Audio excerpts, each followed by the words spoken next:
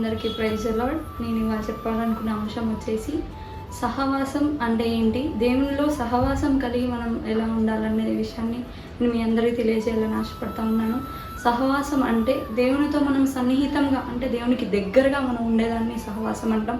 ఎలా అంటే మన స్నేహితులతో, బంధువులతో మనం ప్రేమ కలిగి మనసు విప్పి ఎలాగ అన్నీ వాళ్ళతో షేర్ చేసుకుంటామో అలాగనే దేవునితో కూడా దగ్గరగా సహవాసం కలిగి ప్రార్థనలో దేవునితో మనసు విప్పి మాట్లాడేదాన్ని సహవాసం అంటారు.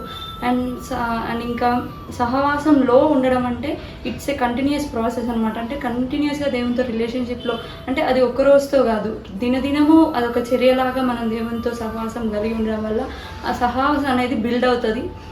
అంటే ఇప్పుడు మనం ఉదాహరణకు తీసుకున్నట్టయితే దావీదు ఇంకా దానియేలును చూసినట్టయితే వాళ్ళు ఒక్కరోజు ప్రార్థన చేసి సహవాసంలో ఉండలేదు, కానీ దినమునకు 7 సార్లు, దినమునకు 3 సార్లు వాళ్ళ జీవితాల్లో సమయాన్ని వెచ్చించి దేవునితో నడిచారు. దాన్ని సహవాసంలో ఉండడం అనేసి అంటారు. సో మీరు మీ జీవితాల్లో కూడా దినదినము దేవునిలో సహవాసం కలిగి ఉండండి.